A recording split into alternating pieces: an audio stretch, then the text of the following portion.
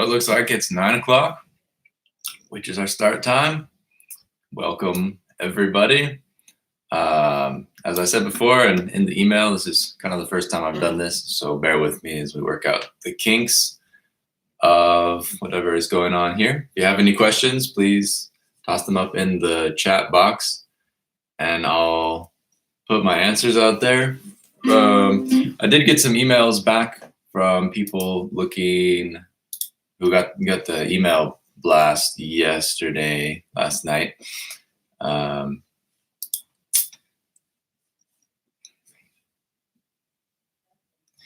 So let's start here. First question: is there any patterns for learning major scales on the ukulele and guitar? There's 5 scale positions that can be moved across the fretboard.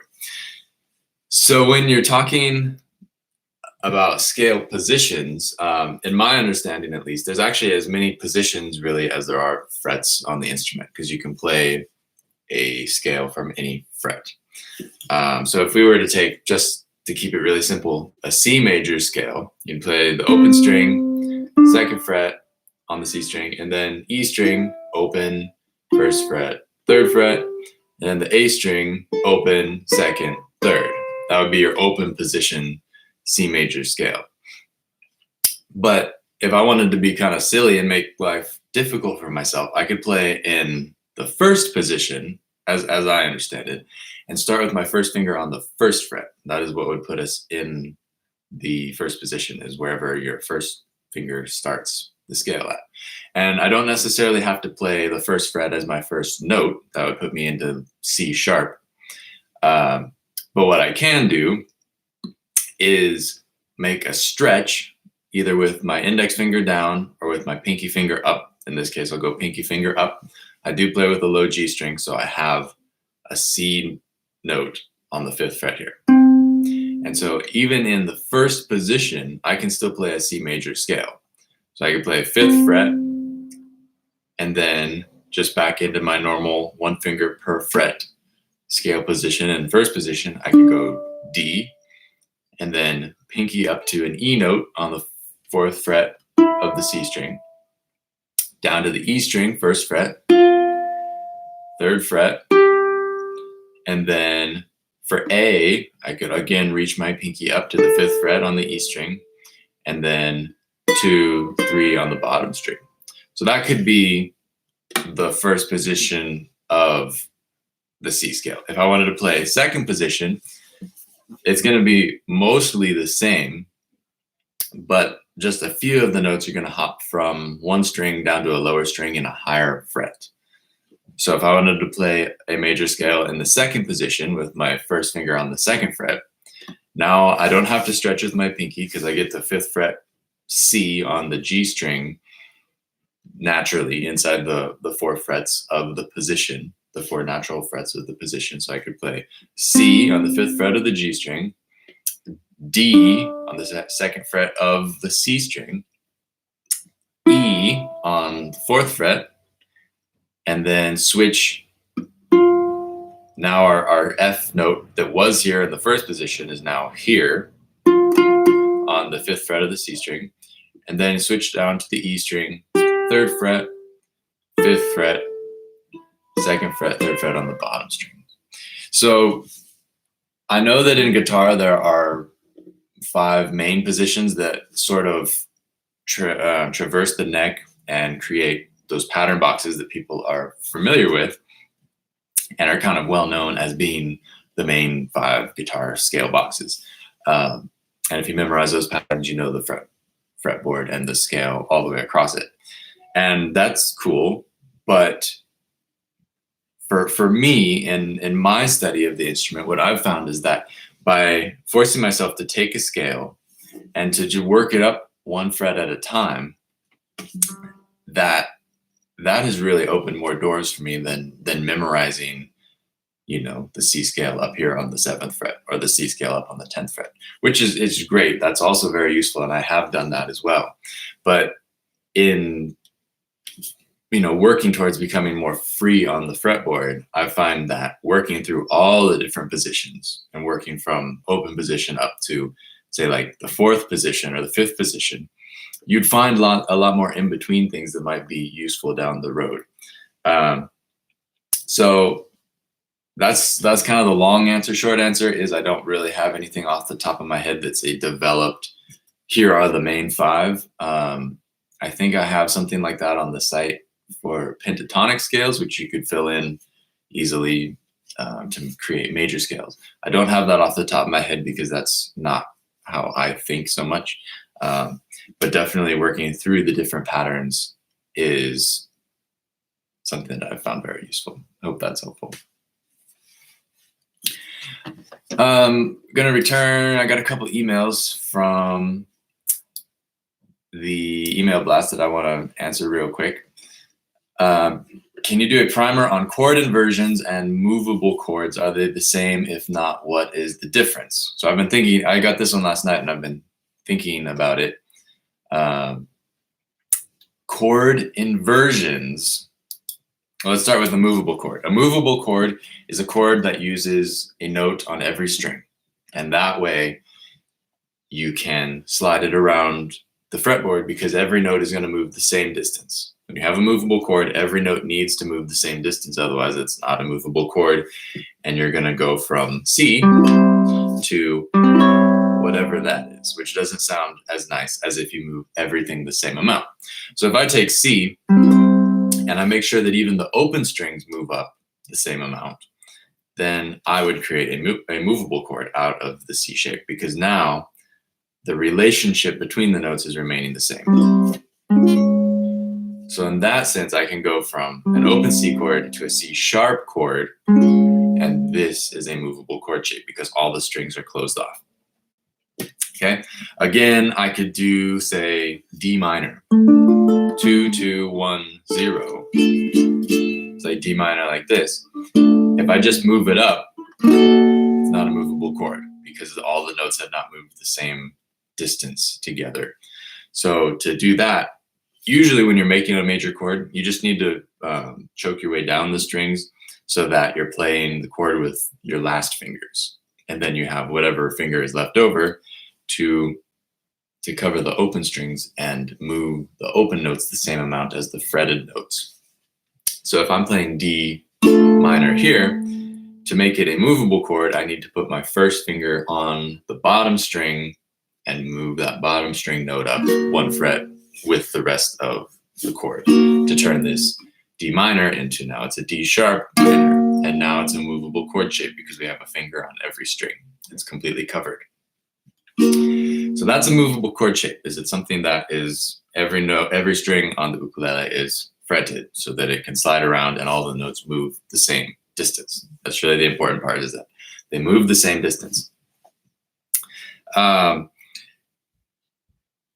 gotta thank you so much. So that means you can hear me. That's great. I'd be kind of embarrassing if I was just talking here. A chord inversion or a chord voicing is the order in which the chords are stacked, in which the notes of the chords are stacked. So if I play, and again on my low G, but if I play C, E, G, that's 5, 4, 3 on the top 3 strings. C, E, G. Those are the 3 notes of a G chord in order as they occur. C, E, G. That means this is the root inversion of the C major chord. If I want this to be the first inversion, the numbering's kind of misses one because it starts on the root and then it goes to the first. You think it would be 1, 2, 3 inversions, but it actually starts on the root. So the first inversion means that you take the lowest note in this chord stack and you make it the highest note. Okay, so if I take this C and I move it up an octave to the C on the bottom string, my two notes here that are the highest notes in the root inversion become the 2 lowest notes in the first inversion. So now this is really helpful to have a whiteboard. I probably should have brought a whiteboard to my Q&A, but I forgot that little piece. So now the notes are E, G, C. Right? So all that happens is if we have from low to high, you have C, E, G. all that happens is the C goes from the bottom and it moves to the top of the stack. So from here you have E, G, C. And that's the first inversion. If I wanted to play the next inversion, the second inversion, you would take the E and move the E up 1 octave, so now that it's at the top of the stack. All right.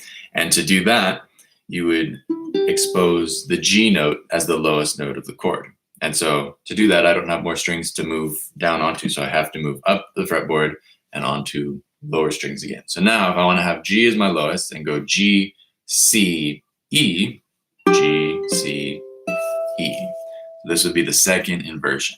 And these are just triads. These are the core 3 notes of a major chord or a minor chord, or a diminished or an augmented. When you have just the core 3 notes and you don't play an extra string, like usually on ukulele where you strum all the strings, so 1 note is doubled, that's just a triad.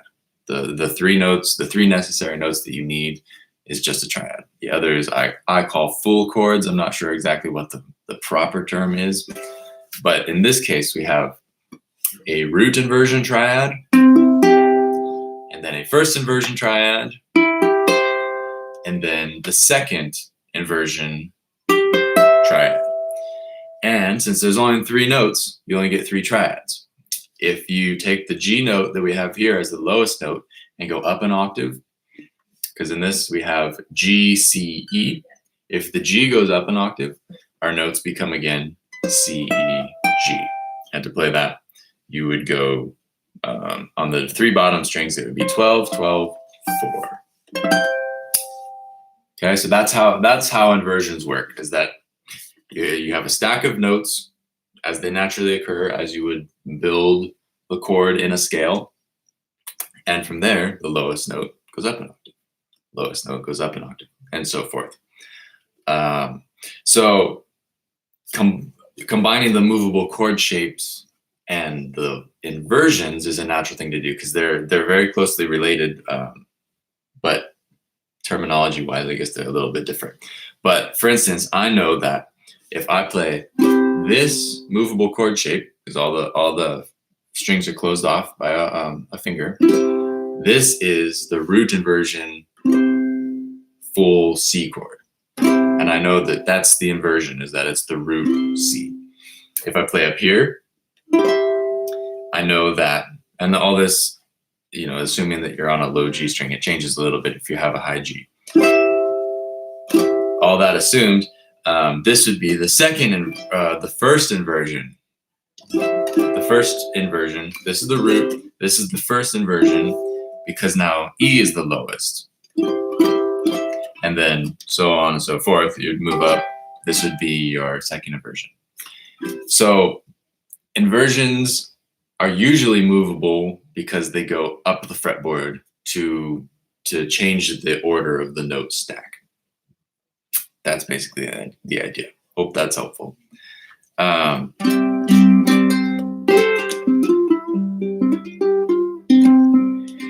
Tips for improving from an advanced beginner player to an intermediate player. Probably a lot of these questions are hard to answer because there's a lot of variables and it's hard to know your exact situation. And since this is kind of a monologue situation, there's no like Q&A or what part of that do you exactly mean? But in general, from an advanced beginner to an intermediate player, the main change I would think would be comfort in jamming or comfort in listening to music. For instance, I know a lot of beginner players, they can play a song and they're all good, but if you throw them into like a jam circle or a Connie Capilla, that they get overwhelmed very quickly because they don't know exactly what's happening and they don't necessarily trust what's happening and they don't trust their ability to just play music and figure it out. So that's a big thing for me. That's how I learned a lot of what I know, is just figuring it out. You're sitting in the circle and you have people better than you playing all around you. You watch them, you listen, and you figure out what's happening. That goes hand in hand with getting more comfortable, getting away from reading off of the page and seeing the chord changes on the page and just moving beyond that and feeling like being able to dare to suck. That's what James Hill says, is dare to suck. And you dare to maybe give up the comfort and the ability you have playing off the sheet where you can maybe play all the right chords. You move beyond that and say, okay, I'm going to, maybe my ability will decrease a little bit, but I'm going to improve in this other area, which is the bravery of being able to begin playing by ear and begin to just trust in my musical ability to figure it out. And a lot of times people say like, oh, figuring things out by ear, that's so hard. I don't have any musical ability to do so. But if you're playing in a group, you can watch other people. Like if you can see that, you look for the guy that you think is probably the best player and you watch what they're doing. And a lot of times they're playing the right thing and you should copy what they're doing. Of course, if they're really advanced, they might be doing something fancy that you can't quite figure out. But in general, if you can watch somebody who knows what the chords are, you can figure out the song. And it might be painful. It might be like all wrong at first and you can't keep up. But if you don't ever make that effort to try and improve in that sense, you're never going to allow yourself to become more experienced at just playing along and just figuring things out. And this goes for, if you don't have a jam group, it goes for just playing along with the song on your iPod or on the radio or whatever. I've spent lots of time just playing along with my iPod on shuffle. And it's great practice because, you can sit and you can pick out the melody by ear. You can try and figure out what the chords are. Even if you're just getting inside the music by feeling the rhythm or strumming the rhythm on muted strings, playing the X chord, that I think is great as well. It's just getting into the music and getting into a musical mindset where you're not afraid to just experience it. And you don't, we like to think of the page and the chords written on the page as the instruction manual, and that is exactly how the music goes together. And in a sense, that's the structure and it's the guidelines, but you can get to the same destination all with your mind and with your ears and with your heart, really. So I think that going from advanced beginner to intermediate, that is what I, as a teacher, would like to see, is people just not even necessarily succeeding. I mean, of course I want to see them succeed, but getting to the point in music where they're okay just being where they're at and trying it. Really, it's the trying that goes that much further for me, and I get excited about. It's like, oh yes, they're trying. Even if they're not hitting a single right chord, my hat is always off to the person who is making the attempt to play without the page, to just play by listening. So that's my spiel on going from advanced beginner to intermediate. Soloing. Another from Germany. That's awesome. I don't know, Howard. Soloing is such a big concept. Question is, what tools does one need to learn, and how do you integrate them into being able to solo when called upon during a cornucopia? Again, this kind of goes on the last question of just daring to suck. Really was kind of the short version of my last answer. But what you need to know is nothing, really. You don't need to know anything, because if you've been playing music for any amount of time, certainly you've been listening to music for a long time, so your ear is already trained to tell you what's good or what's not. You just need to give yourself the space to be brave and to have let's see, where am I going with this? To experiment and learn where the right notes are and where the wrong notes are. You just need to play a lot of them. It's kind of one of those things where you go by just brute bulk force. You play as many notes as you can, and whether they're wrong or whether they're right, you'll eventually start to get a feel for how they go together and how one might be better than another in a certain situation.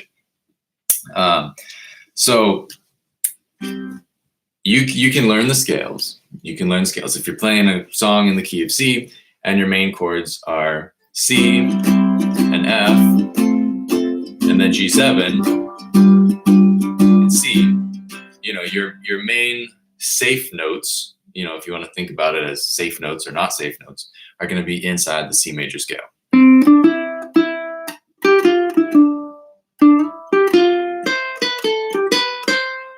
Right? Anything that you play there is going to sound safe.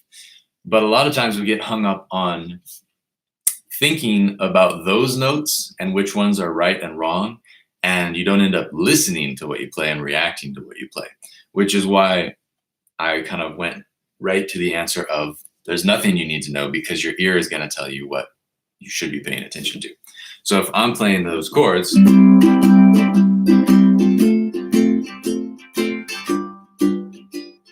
I try soloing and not thinking about the pattern, I might start with this note. And if you're new, you might panic if you play the wrong note like that. But if you listen and you have given yourself space and time and practice to play this wrong note before on top of a song in the key of C, you'll know maybe where to go next because you've played this wrong note before. And okay, that's the wrong note, but I know that you're only ever one fret away from a right note, right? Words of wisdom from Victor Wooten and Kona Bob and many other people is that if you play a wrong note, your ear will tell you that this note or this note is a right note in the context of the song. One might be better than the other for the situation, but both of these are notes that are correct. So if you land in the middle of them, you can slide it up. And what most people who are just getting started soloing don't really realize is that if you know what you're doing, you can play all the wrong notes. And a lot of times, especially in Hawaiian music, I see you mentioned Kane Kapila, so you must be more of a Hawaiian style player, is that people are playing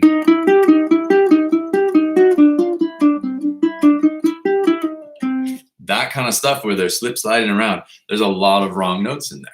And if you get stuck thinking that, the only right notes are in the C major scale, then you might be kind of limiting yourself. And certainly you'll be thinking about it as opposed to listening about it. So again, if you can listen to something and hear what's right or what's wrong, that's the better place to be than knowing, here's my box, here's my pattern, here are my safe notes, because that doesn't necessarily tell you what the melody is. For instance, if I want to play something nice, maybe that's my melody. A scale box is never going to tell me how to play that. That's all my music experience coming out and manifesting itself as a melody.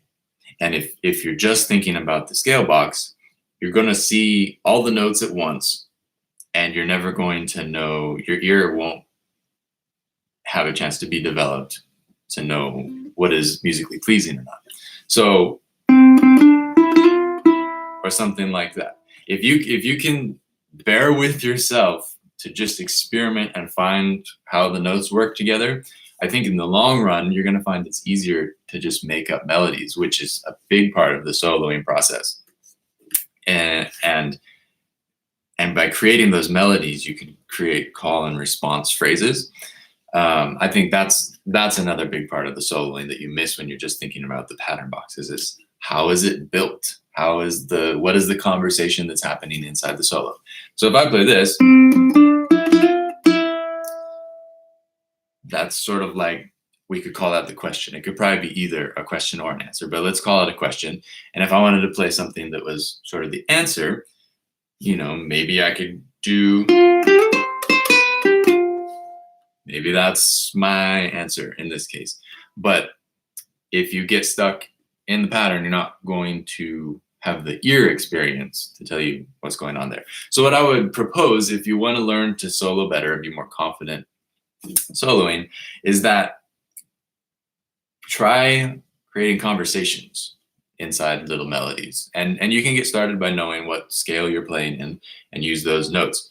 But if you can hear what's happening and hear that, okay, this is the question, and then creating an answer, you can almost write a solo. And I think that's really valuable, is being able to, okay, that wasn't exactly what I meant to play. And how do I correct it or make it better or improve it? Then you're listening and trying things and listening and trying things. That is going to push you further down the musical path of soloing. So let me give you a few more examples of what I mean by the call and response and tweaking things to maybe be more what you want to hear if you're not, if you don't have perfect pitch, or if you're not completely comfortable knowing what locations on the fretboard the notes have. Because if you can sing something, lots of people, da da da da da da, it's really early to be singing, but anybody can sing something. If you're washing the dishes or whatever, you could hum something or whistle a solo. It would be great. It's just putting it on the instrument that's the trouble. So trust that musical sensibility that you already have from humming or whistling. And so let's try another little solo thing. Maybe that's my first bit, and I want to create an answer to that. A lot of times you'll change where your start and end notes are depending on the chord. So if I'm playing C, I would use notes mainly from the C chord. So in this case, I'm starting on the E and ending on the E. Something like that. But if I'm playing over an F chord on this next bit, maybe that's my answer. Or maybe I don't like that. I don't want to figure out a different one. Maybe I want something that's a little more out or weird like that. But you can write these different ideas and create them. Like if you listen to lots of George Harrison solos were written out. He created those and crafted those. That's fabulous. I think, of course, none of us are going to be like George Harrison, but by crafting something, you're kind of freezing in time what needs to happen in an improv. And so by freezing it in time, you can compose it and see what is happening inside, so that next time you choose to improv, you're a little bit more familiar with the process and what might or might not work.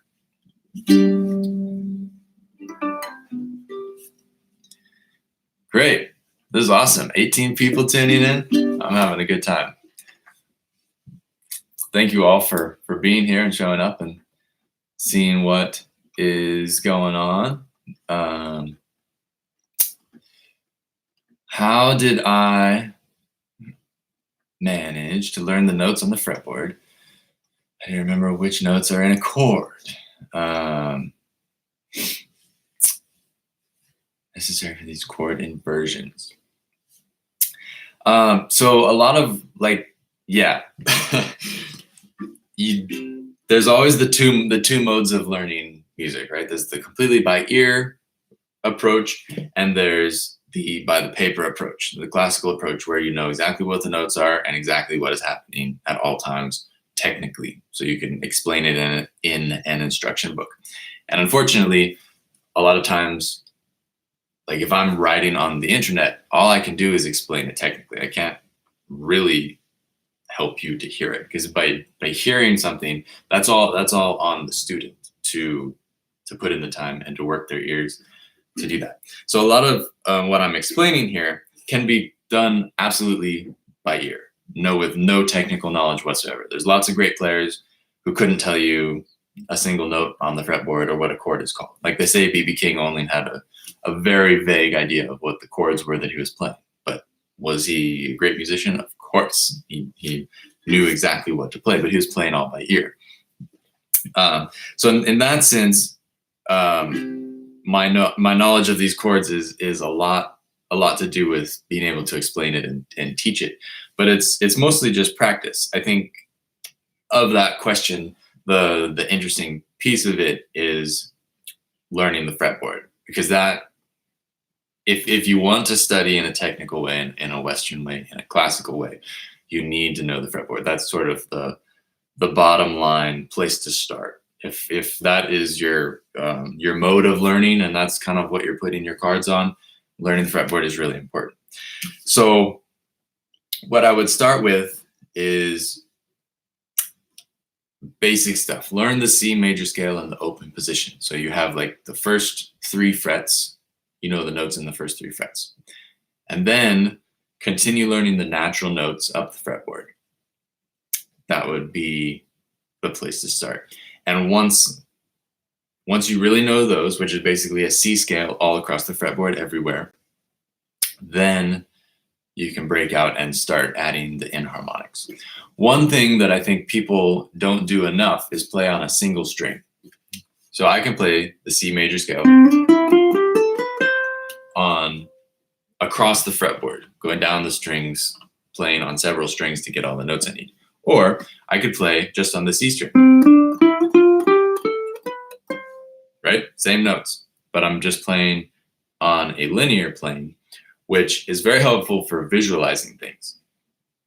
And if you get familiar with the chromatic pattern and the order of the notes, which I always tell my students, B and C and E and F. If you can remember B and C, E and F, those are the neighbor notes that are always the natural notes that are always neighbors right next to each other. And every other note has an inharmonic, sharp or flat between it, right? So if I'm on C, C always has a C sharp after it, and then D, D, D sharp, E.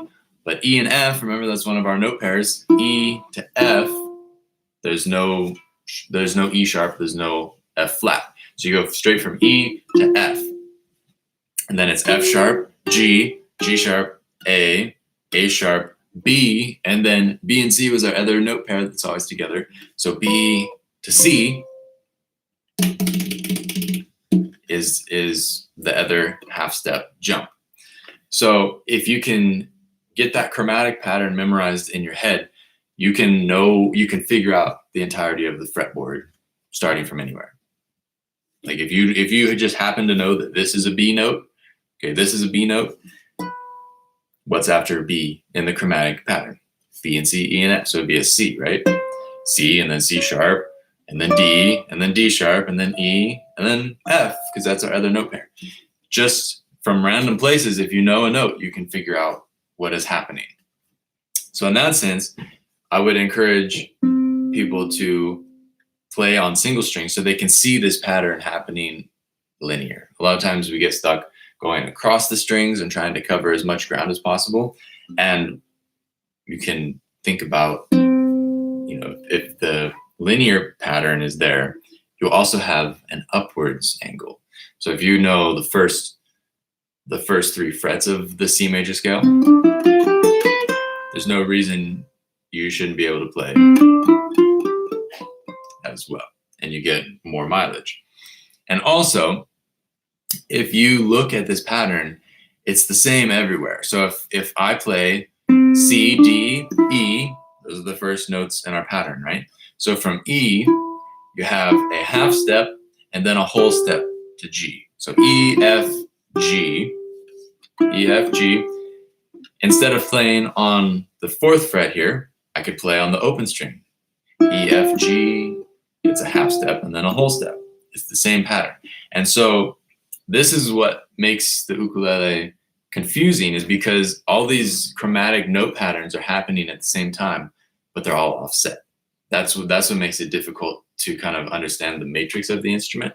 But once you figure it out and you get it in your head, that's kind of where you make a light year jump in progress and begin to understand exactly what is happening here. So if you can get comfortable playing on one string, try and find the crossover points and play the same thing again from another string. So for instance, starting from here, E, F, G, A, B, C. Everything, all those distances are the same, whether I start here on this E or here on this E. So if I play E, F, G, A, B, C, that's half, whole, whole, whole, half steps. From here, it's half, whole, whole, whole, half. So inside the chromatic scale, once you get familiar with the chromatic scale, which will tell you where you're at in anywhere on the fretboard, if you dive into the scale piece of that, there's also the major scale pattern, which is the whole, whole, half, whole, whole, whole, half.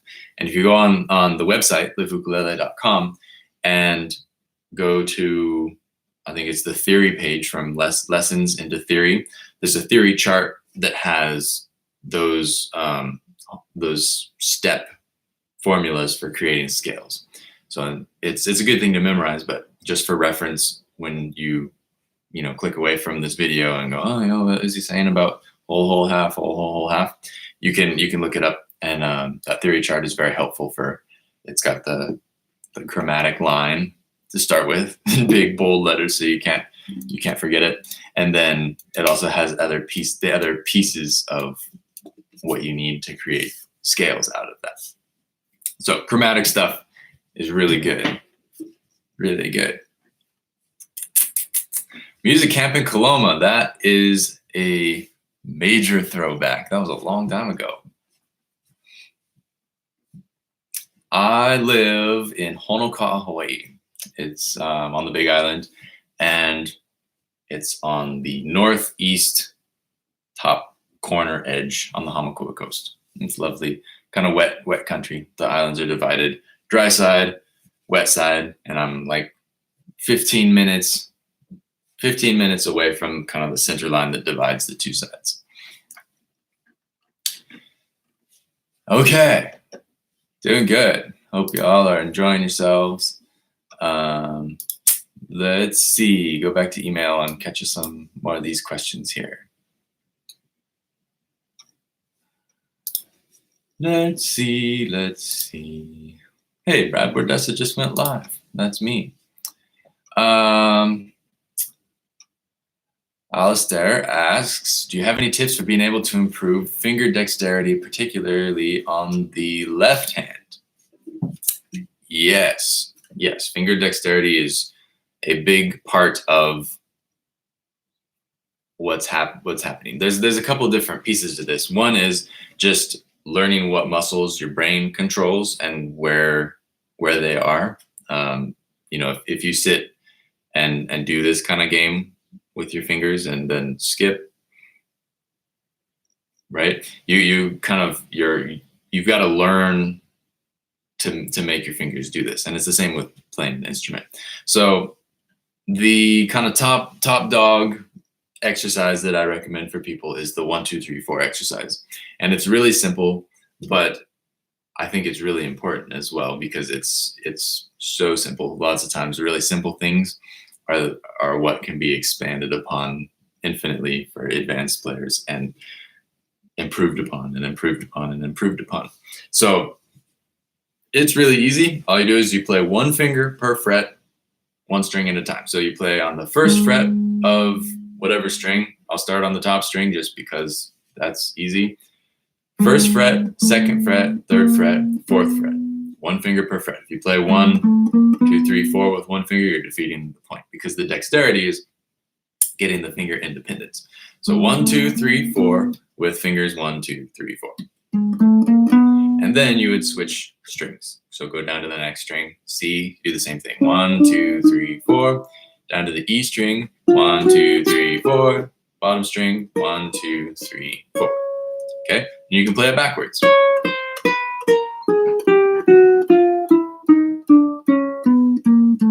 And just the coordination of putting that together and playing that is really great practice. And I believe it was Brittany Paiva a long time ago. She recommended that when I was asking her how do I play faster, and it's like practice that, just practice it a lot. And so really the difficulty is in playing it cleanly and playing it effortlessly and playing it as quickly as possible, meeting those two previous criteria, right? So the more you do it, the faster you can go, and that's great. But there's also variations that you can throw in. Like you could play to kind of trick your brain and make sure you're able to isolate the different fingers and make them function in different situations. Because playing everything in order is easy once you know the pattern and you can play it in the pattern. But as soon as you go to break out of the pattern, like for instance, to play a scale box or a scale, you're going to be skipping certain fingers. And when you skip outside of the 1, 2, 3, 4 pattern, then it's all kind of fresh again. So in order to give yourself more variation, you can do things like 1, 3, 2, 4, and it'll kind of work those finger connections. You could do 1, 4, 2, 3, 4, 2, 3, 1, 4, and any kind of combination like that will give you things to practice and ways to increase the dexterity of your fingers. And it can be done on all the strings. Another thing before we move on is in kind of a chord sort of angle on this subject is to play the diagonal chord relay, which I picked up from Joe Satriani in a video a long time ago. And basically you're playing just steps all the way down the strings. So first fret on the bottom string, second fret on the E string, third fret C string, fourth fret G string, one finger a piece. And this is actually a major seventh chord.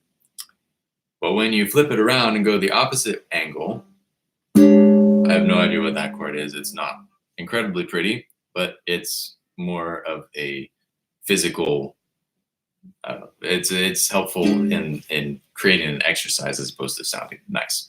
So in this situation, you're going on the opposite angle. First finger is on the top string, first fret, second fret, third string, third fret, E string, fourth fret, bottom string. And you can go back and forth between these two angles.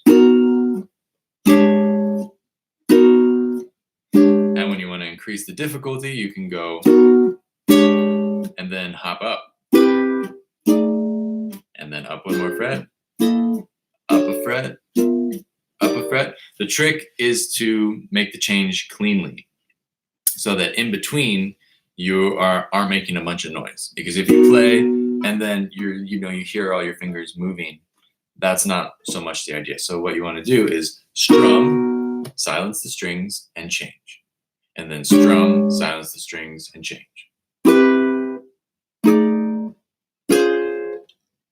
So that it's really clean. That's a kind of an important part of the exercise because it can take you a while to get your fingers there, and that's okay. It's going to take you a while at first. This is something to learn. Really, it's just a hard finger exercise that you will learn. So it will take you a bit in the beginning, but don't let that beginning necessarily sound all messy. So play it as best you can when you start, and then silence the strings and make your switch as long as it takes. Then play and silence, play silence. So that one's great. If you want to connect the two together, you can do the hourglass exercise, which is where you play the first bit of the 1, 2, 3, 4. And then from here, you're going on your angle across down the strings.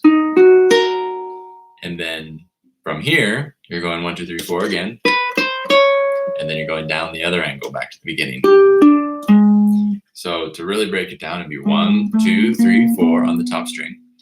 And then you're going third fret C string, second fret E string, first fret bottom string, 2, 3, 4. And then you're on third fret E string, second fret C string, first fret top string. And it just goes, it's a never-ending cycle.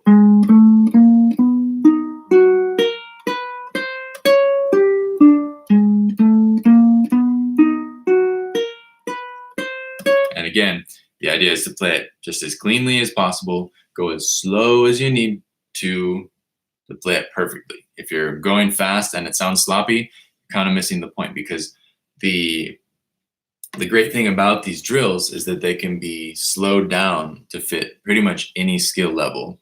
And so by doing so and by making sure that you're practicing it perfectly, you're practicing it well, because you can make the motions, but if they're not clean, sort of no point. So go as slow as you need to. There's no shame in going really super slow. If there's a lot to be learned from going really super slow. Like even for me, if I sit here and play it this fast, it may seem boring, but like even just there, I'm feeling how it feels. I'm seeing what's happening. I'm looking at what I can improve. And when you go slow, there's lots of time to observe. And I think that is quite an important thing, is giving yourself time to observe and react and adjust accordingly. So if you feel like you're bored, find a way to be entertained by the slowness of it, and figure out what it is you can be doing better to make even a simple thing, that much higher on a musical scale.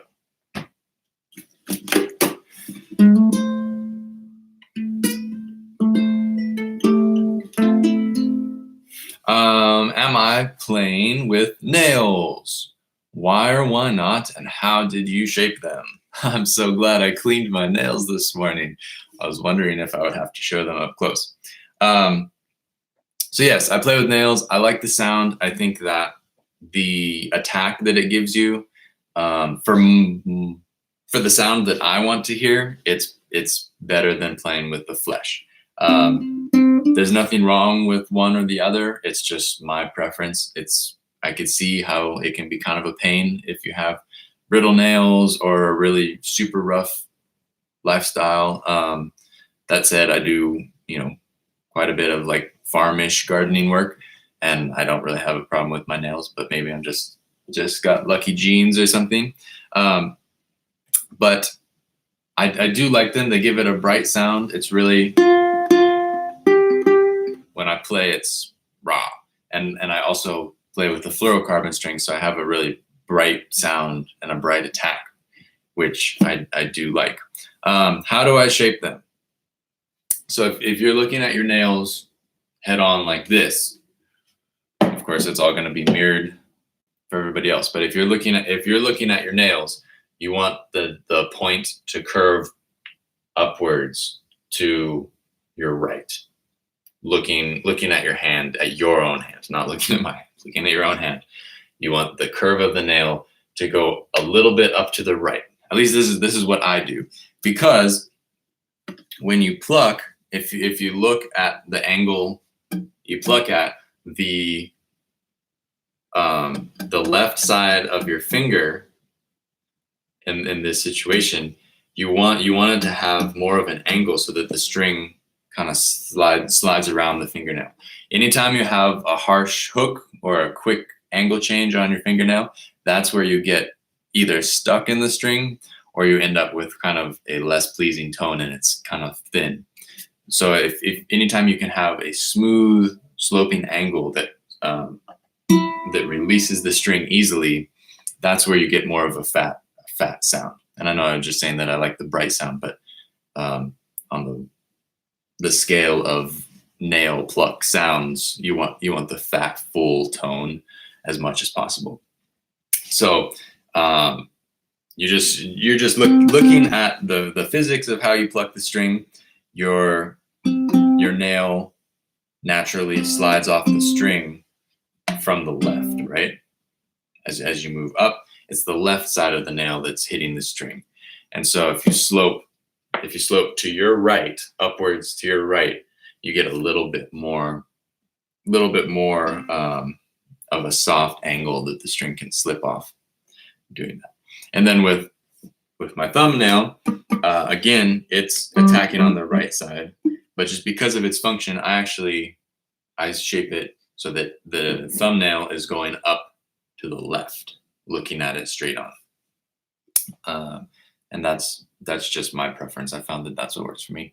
And I only have the thumb, index, and ring fingernails grown out. The rest of them I chew off. I don't know. I just ended up doing that.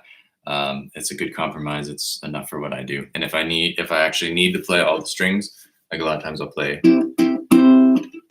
it's no big deal to have one with the without a fingernail.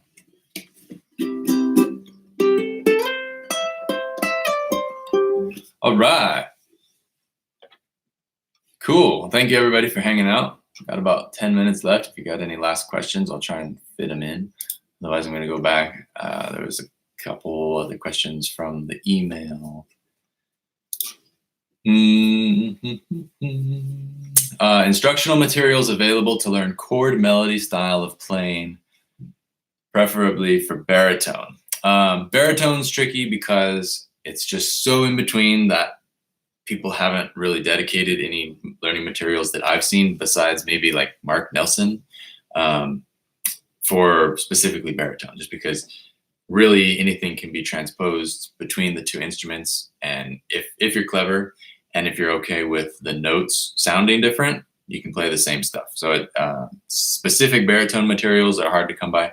That said, I think the best possible solo melody arranging course you can sign yourself up for is The Ukulele Way by James Hill. It's just really well done. James is a fantastic teacher, and he takes you through everything you could possibly need, and he really breaks it down. A lot of times, it's even myself, I find, it's really hard to figure out exactly what you're doing in any one situation. And it's kind of like, well, just do it. But James has really broken it down nicely.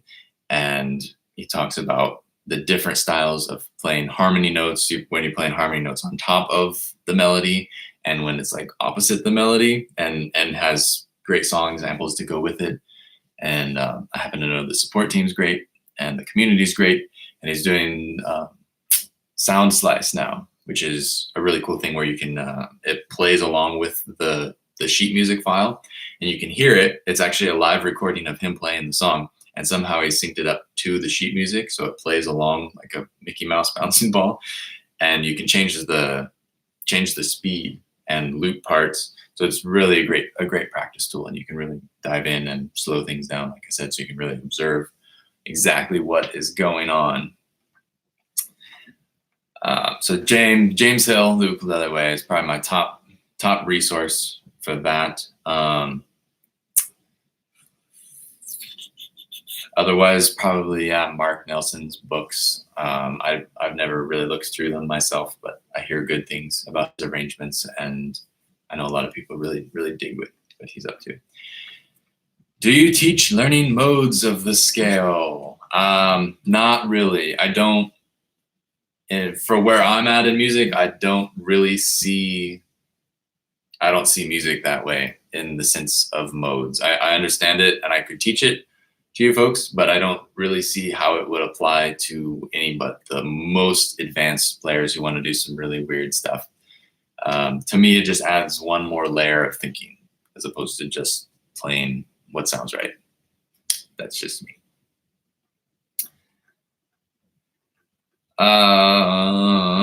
Is there more tension on tenor strings or concert? In other words, what is the difference in the tension and the scale length? I can't tell you exact numbers, but all things equal, a tenor scale is longer than a concert scale, right? So if you put the same gauge strings on both, the tenor scale is going to have a higher tension because it's longer. If you take this A string and you string it up between my house and a fence post that's 15 feet away, and you tighten it up to this pitch A, you'll never ever get there, because the tension just across that length of string is going to be so much higher than what it is on this 17-inch scale. So if you put tenor strings on a concert, it's going to be less tension. If you put concert strings on a tenor, it's going to be higher tension, I believe. I'm not the most techie string guy, but I'm pretty sure that is the way that it goes. The longer scale has increased tension, and that's why a lot of people gravitate towards the tenor for more like finger picking stuff, because it's more articulate and precise, because the attack is right there in this. You hit the strings and boom, they're right back to where they started because they're pulled real tight.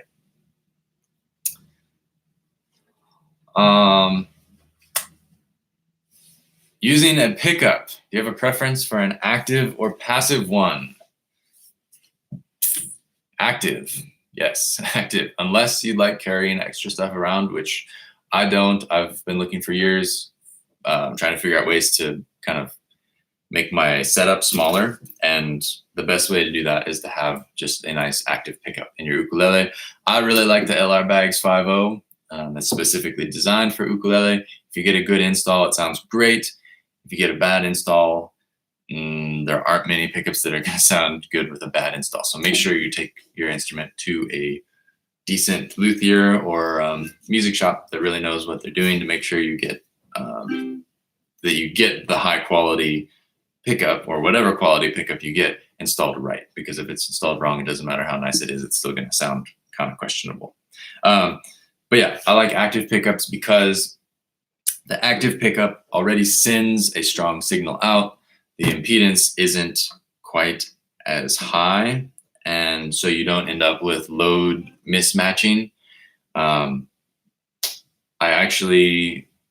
had a friend who was playing down at the bar in town, and she had a friend open for her, and he had a guitar that had a passive pickup in it, and he was running straight into the mixing board, and there was just no hope for him because he didn't have an external preamp, and the pickup was passive, and it's just a total sonic nightmare. Whereas if he had the preamp, it would have been fine. Or if he had an active pickup, which essentially has the preamp built into the instrument, into the pickup jack, would have been fine. But unless, yeah, you can use a passive pickup and they sound nice. There's no reason they won't sound as good as an active pickup, but you have to have the external preamp, which for me is kind of humbug, just because it's one more thing to remember. I love blues and Hawaiian. Do you suggest focusing on one style? Not necessarily. Because style is kind of a musical interpretation and something that you ingest and hold near your musical persona. I think that you can do multiple styles at once. If you don't have enough time to study both styles, that would be the deciding factor of whether you're spreading your practice time too thin.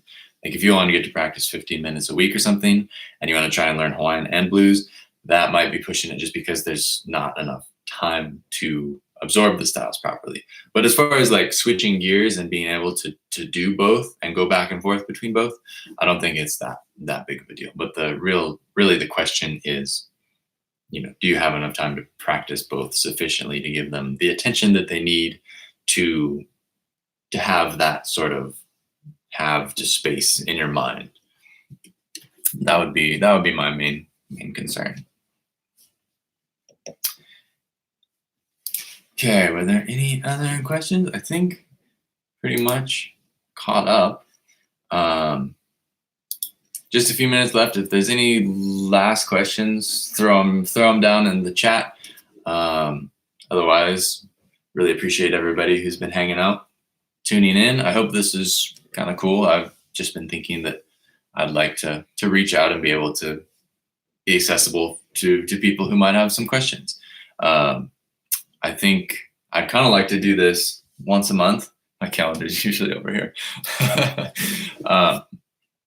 I think once a month would be great. If I can fit it in my schedule, I'll have to figure out a day that is best for everybody. It's kind of like work days, weekends. People are doing things on the weekend. Are they going to tune in for a stream? But I'm definitely going to post this up after, I think, and put it on the YouTube channel so that people who even couldn't be here live can appreciate what we talked about today. And yes, please play us something. I believe that's coming in from Germany. You read my mind. I was going to play something for the last couple minutes.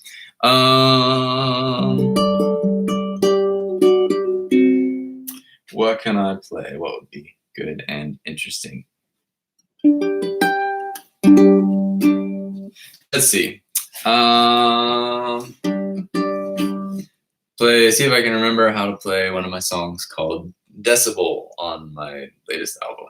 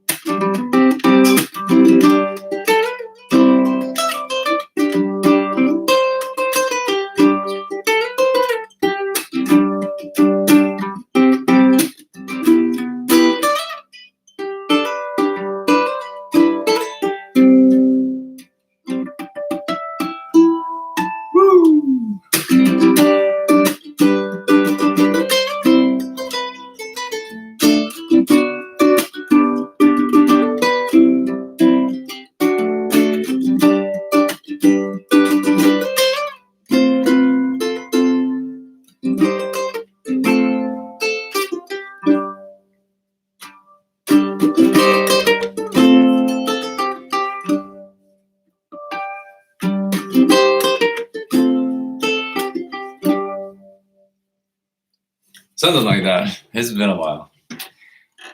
Thank you all so much for tuning in. Be sure to check out the website, luveukulele.com. And hey, the book's almost done. The book's almost done. Left hand techniques for ukulele. It's the counterpart for the right hand technique book. But I've got just a small handful of pages left to put together, and then that'll be coming out. So keep an eye out for that around the turn of the year. And yeah, you all have a lovely week and a very Merry Christmas and all that good stuff. And I'll catch you at the next live stream.